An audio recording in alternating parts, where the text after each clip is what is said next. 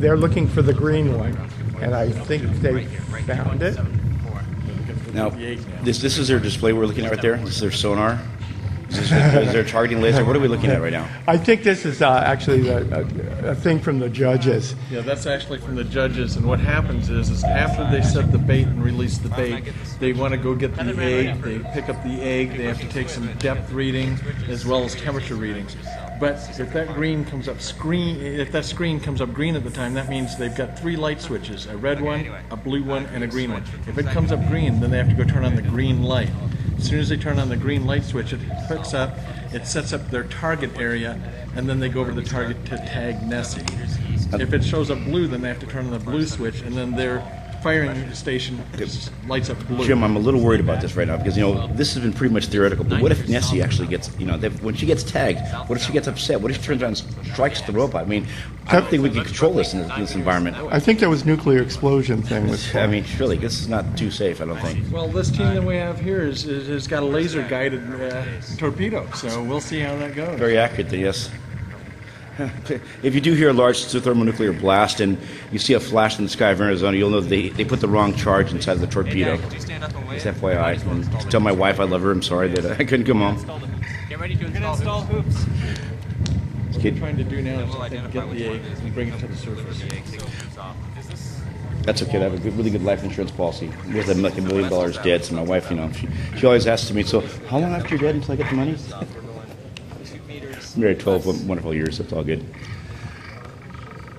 If you travel at a control grid. In the upper right-hand corner, you see it says adult corporate. There's several different categories here today. We have everything from middle school, high school, adult corporate. And is there a fourth category? University college. And then we'll time it. Okay, some will time it. The way the awards go is the top award goes to the top scorer. So it was last year, it was the adults. The year before that, it was in elementary school. And the first year, it was the high school. So it's been all across the board. We also give awards to the top high school, the top elementary, the top university. And I think do we do the top adults too? Yeah. And also, the score's accumulation of things from their written report to their presentation they gave earlier today to the score here in the actual competition as well. Yeah, what you're seeing today is just really the culmination of 3 days worth of work. Over yesterday and today, they had to write. Well, they already wrote and submitted a technical report, which you can see on the web. They have gave presentations today. There's what we call a meet and greet. The public is invited to the pit areas, and we have people observing how the teams interact with the public. Because once again, the goal of all of this is to get people interested in science and technology and building and projects. And one of the ways is you talk and you network. So they get points for being good networkers, good PR people. Now what you're looking at here, these are the light switches. And there's 3 of them on the pool side. Again, one is red light, one's green light, and one's a blue light. And when they hit it, when they hit the correct one, it will light up their firing zone for them, so they can go over and start looking to tag Nessie. To toggle this light, I believe they have to push it down. We'll see if they're going to do it. Looks like they're in position, and down he goes. I can't tell if he looks light. Jim, you were an officer, ROTC? Jim, right here, if you can't see on the screen, is ex-military, so he's ready for, if things go bad, he's ready to help us get out of this area pretty fast if we have to evacuate. That's right, we have to go out the door, turn left, and run. Yeah. Of course, nuclear detonations can sometimes be stalled. It takes an atomic weapon to set off a nuclear hydrogen weapon, so if one fails, then you only have an atomic blast versus the hydrogen blast, which you saw on the screen, which is much more devastating. Yeah, sitting here with Mark and I is Jim Haugen, and Jim Haugen is the chief judge or the judge of the judges or the man. The head chief cook and bottle washer. Yeah, and his job isn't quite finished tonight, but most of his work is done. He's been here yesterday and today.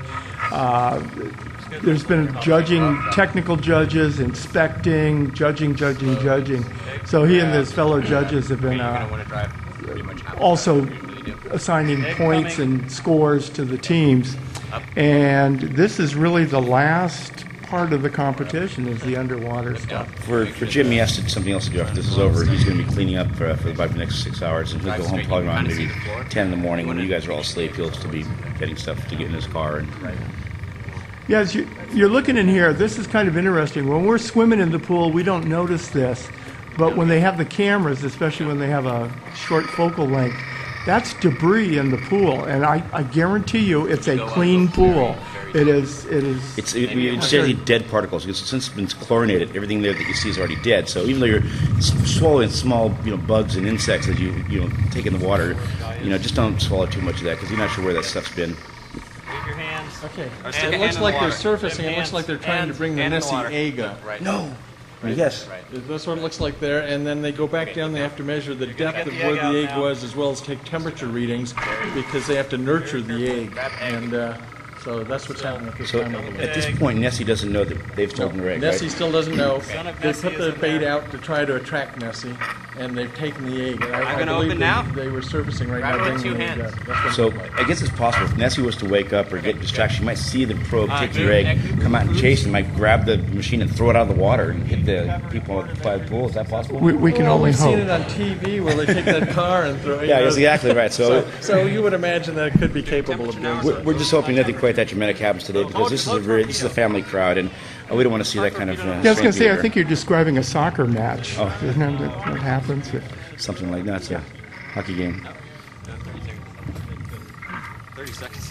What is the main sport of Arizona? What do you guys do here for entertainment other than watching robots take eggs from Loch Ness monsters? Okay, they brought the ROV out of the water, although they still have quite a lot more time to do their stuff. So they may be changing manipulators or putting something on. There's a temperature probe they may be attaching to their manipulator to go down. Yeah, I got the real depth is 27, we measured 30. Tap on the Yeah, glass. apparently there are no other sports here, so that's fine. That's the question. At the surface, it should have been 27. Okay. Should be 27 at the surface? Should be 27 at the surface. Okay, so we measured 34, so we need to subtract 7. So we measured 2.74 down there, so subtract 7, I get 2.67. Okay, once again, the ROV view. They're heading down. I'm not sure quite where they're going, but we will watch. Judging by where it is. Does that look like you're correct? Oh, there's another robot here. I spotted a robot. Ah, See, the target is lit now. that's- That is the target they need to shoot the torpedo through to Nessie. So they're heading towards their firing position now. These are set up at certain coordinates. They line up at a shooting location. 10 feet out is the circular hoop that they have to go through, and then Nessie is 5 feet beyond that. So it's a total of a 15-foot shot that they need to do underwater to tag Nessie. Okay, these guys have a torpedo that's going to go. They also, I think they showed it in their video, they shine a laser. Now, it doesn't really go towards the laser, but they use the laser so they know where their ROV is pointing.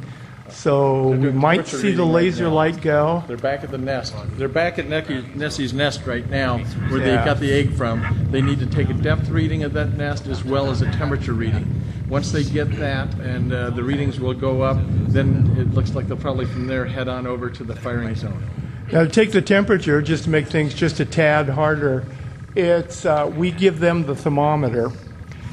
The thermometer gives a reading. It has, what does it have, like 15 LED lights? 12 lights. 12 lights. So it's giving a binary code for the temperature, so they have to Convert it. not only spot it, but figure out all the ones and zeros and what that is. However, if they're within 5 degrees Celsius, so there's quite a